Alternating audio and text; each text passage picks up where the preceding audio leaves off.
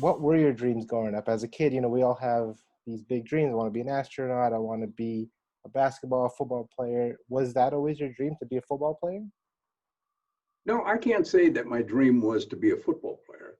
I mean, because you got to take it back in time, and Okay. in time, and what we're talking about is back in the 50s. Okay, so television was not prevalent back in the 50s. We were fortunate to get one. We got one in 1957. I think it was 11 years old at the time when we got our first television. Rabbit ears, and you only get 3 stations, and it's only on till midnight, and so, and I say that only in the context that your world was very confined to your neighborhood and who you were and the people that surrounded you, mostly family at that time. Teachers became a big important part, neighbors and neighborhood kids that you grew up with. So there wasn't necessarily all this information that was out there as we have today. All this exposure 24 hours a day of stories and or life's lessons. So you just kind of went along with what life was taking you. And as a neighbor, as a normal kid, you're playing in the backyard, you pick up games, and I like sports, and so there was a mechanism, or there was a team that was always around you, 2 or 3 guys, 4 guys. You get together, you play in the neighborhood, or you play recreation sports, or you play organized sports within junior high or high school. And so you get somebody that says, well, why don't you join the basketball team, or we'll go and play this, or we'll play football, whatever it might be. So life goes on, and then all of a sudden you're in high school. Oh man, okay, fine.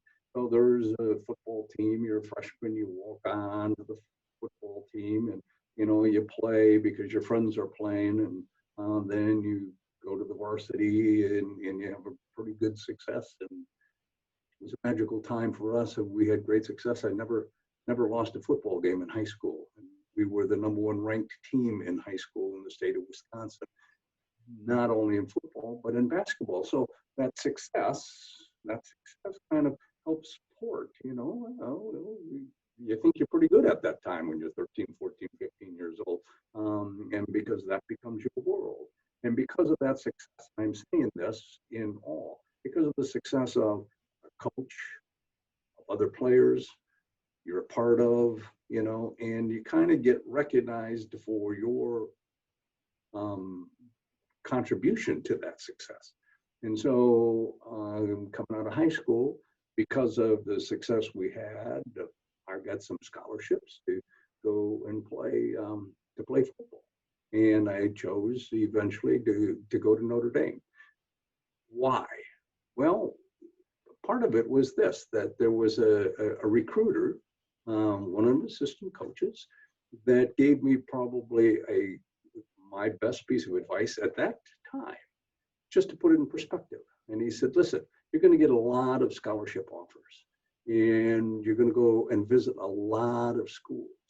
In every school and every visit, they're going to roll out the red carpet. And by the time you're going to have to make your decision, 5, 6, 7, 8 weeks down the line, all those trips are going to kind of mold together. So how are you going to define where you want to go? Because they all rolled out the red carpet. He said, my advice is choose 3 schools that you would like to graduate from. Not play football at, but graduate from. Because anything can happen in your career. You might get hurt, things could take place, and you might not finish it. But that you're proud to be able to graduate from that. And I thought that just made eminent sense to me. And so out of that, as I tell people, out of that 3 schools that I chose, I did what every good Catholic boy was taught to do, and that was go to church and pray for guidance and direction. And then, like every good Catholic boy, I did what my mother wanted me to do, and that was to go to Notre Dame, of course. So then that's how I ended up in Notre Dame. It wasn't until my junior year in college did I ever think that I could play professional football. or play on that level because of the level that I was competing on at that time. And I just thought, well, I mean, if we're good enough to kind of win the national championship and beat some pretty good teams out there on a college level, well, it can't be that much different going into the pros. And that became a mindset. And so I can remember going back to Appleton, Wisconsin, going to a Green Bay Packer game and looking up, not telling anybody, but looking in the program to see if there was anybody my size that was playing in the NFL. And I found one person in that game. They were playing the Pittsburgh Steelers. And the player was a guy by the name of Jim Cannonball Butler. I remember this, and I looked up and he was 5'9", weighed 190 pounds.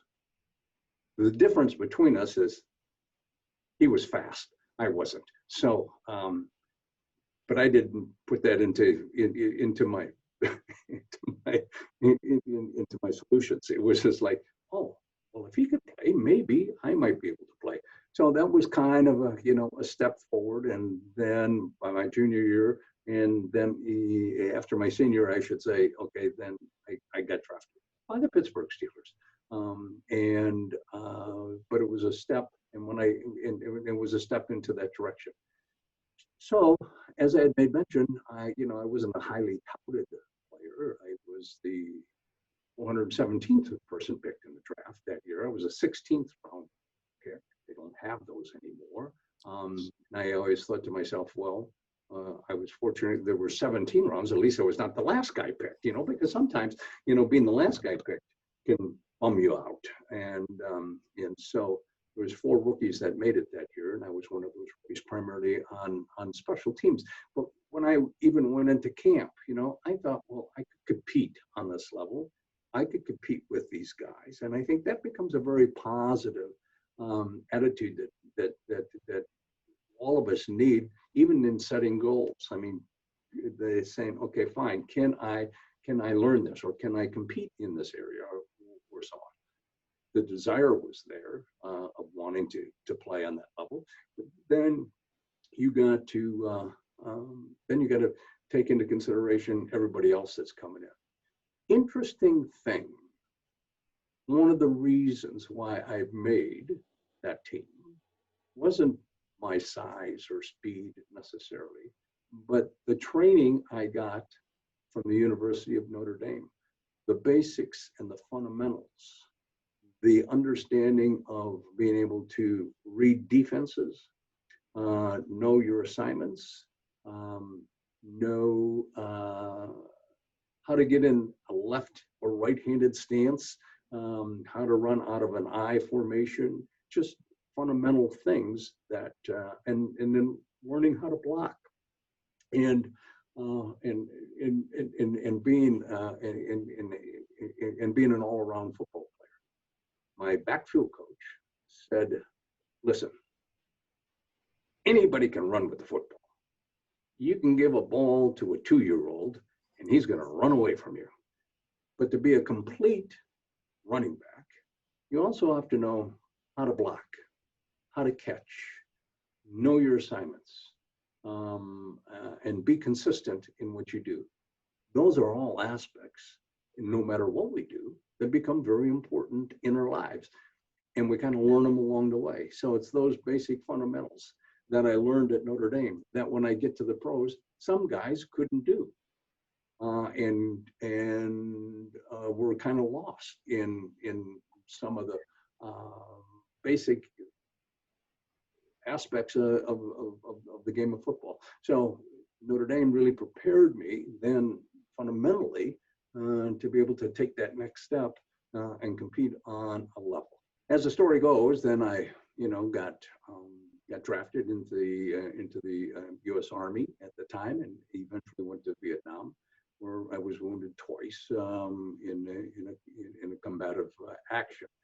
Prognosis was I'd never be able to play again because of the damage that was done to my foot and my legs, although I would have a normal life.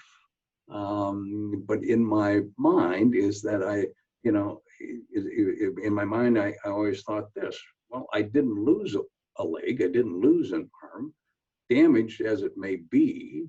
But we all have injuries along the way, whether you play in the backyard, in the neighborhood, within the families, you fall down, you scrape your knees, you might break a finger, or you stub a toe, or you got a Charlie horse, or you got this. And as a kid, you kind of learn a certain lesson. And that lesson is, well, you get hurt, ooh, and it does hurt. You see the doctor, and you got to heal. Then you go through rehab, and then you're back in the backyard again. And then, it might be 2-3 days, it might be a week, it might be a month, it might be several months. But then you're back playing as we've done in the past. And so it's a lesson learned along the way. And that was my thought process as I go, well, okay, fine. I've been hurt before. We can get through this. And then that becomes the internal drive. So you got a goal. For me, the goal was to get back and playing professional football again.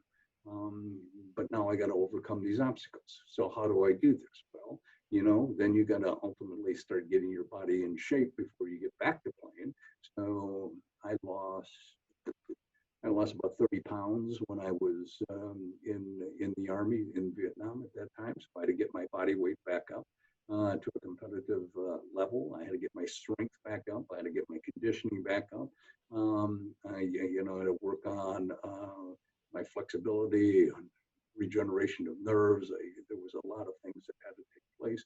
But, you go back to the basics and the essential. And ultimately, you have to understand it doesn't happen overnight. It takes time. And, and you can't worry about the future. Just focus on what is taking place today. So then I get a chance to come back my rookie year, and I go into camp, and I get I think that very kind offer by the Roonies to put me on injured reserve. I had I limped through practice that year. I needed another operation, so they did that, and they paid me a salary, let me stick around. Came back the following year, and I made the developmental squad, or the taxi squad, which was a step up, and I was still there. But it was 2 years, so they gave me an opportunity for 2 years to get stronger, better. You had to heal, but you still had to have the desire, the support mechanism around you to be able to get yourself back. And so in 1972, I come back and I make the team. So speaking of the support mechanism that you're saying, going through these operations and being told that you're never going to play again, who were some of the vital people that supported you in helping you build yourself back up and return to playing? Well, so, I mean, everybody around you was supportive, or everybody around me was, because think about it this way, in your own experiences, if a friend of yours isn't doing well, you don't say. You might think, oh, you'll never make it. But that's not what you're going to say. You're going to say, I'll go out there and and try your best. So your support mechanism, and your friends, they give you the support. My parents, gave you the support. No one ever said, oh, you're not going to do it. You're not going to do it. You're not going to do it. And so most of the time, you just kind of go ahead, knowing what you wanted to get accomplished, and go. So part of it is, so you get a gym, you got to get, people to work out with, or work out with you. And so they're all very supportive of how to get your body and your weight back up and so on. And as I said, unlike today, where there is much more information on nutrition and development, even within the football world and organization, at that time you had to kind of find it on your own. The game plan and how to get to the NFL, it's pretty straightforward. You work hard, you practice. But what about after you retired and you transitioned into the Beating the Odds Foundation, where it's a new foundation, you don't know which way to go? How did you make a game plan to be successful after retirement? I think, I think the biggest thing in the transition in the Beating the Odds Foundation, from transition of what Rocco's dreams were, and helping and being able to help him establish that basis, So he was, I mean, he in himself was a tremendous leader because he had a passion and he had an idea of what he wanted to get accomplished. He needed some help and some support. That came from a lot of the people that he recruited to help get out the word of what Beating the Odds Foundation was trying to do, and to be able to promote this success to school students around this area. And so, we were able to be a support mechanism for Rocco to have him continue his dreams, and say, okay, fine, what more, what can we do? How can we help you be able to tell these stories, but also give inspiration to the students that are involved. And so that was part of our basic, beginning to do it. And then it morphed onto a board responsibility, and helping Rocco decide which area he was going to go. And he was so good at picking board members that helped him in different areas. And so as we got together and then be able to talk about the problems, where we're going to go, how we're going to reach us, what do we have available to us for a resource to be able to spread this message, get it into the school system, what needs to be done. And so, we became kind of that sounding board for Rocco and help him achieve what, he wanted to achieve. Okay. What were some of the struggles or setbacks that you and Rocco had, and how did you two overcome that with the foundation? Well, I think that in the beginning, is that we were we were putting on concerts. We were putting on, to bring awareness to this. And Rocco had a great connection with some groups that would bring in, help sell tickets, bring students in to help promote this. And probably the biggest thing that we had going at the time was that, we brought 15,000 students to then Three River Stadium from a get together. I mean, so buses came from all over, and we had speakers and we had entertainers, and to bring this message of overcoming odds and having dreams and being able to talk about this. So that was, but then then we'd have lag time in between, so those were highlights, that were fun. How do we sustain it? How do we keep it going? How do we bring it together? How do we keep selling the importance of what we're trying to do here, and from an educational point of view? So, and so part of that was helping Rocco maintain, his dreams and his enthusiasm, and to continue to go out and, and find the right people, and then talking to educators and talking to support people, and getting it out to different parts of the state, and trying to get some funding for this, and having, so it wasn't always successful. We get turned down here and we get turned down there, and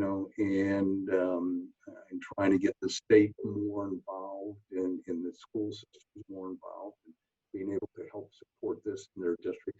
So some didn't have enough money to do that, or enough interest. It's you get kicked around, and it can become depressing. But you regroup because you believe in what you're doing, and you believe in the goal that you set, and that was all by Rocco and in his idea of where we can take Beating the Odds. 30 years, and there's a bunch of quarterbacks of life.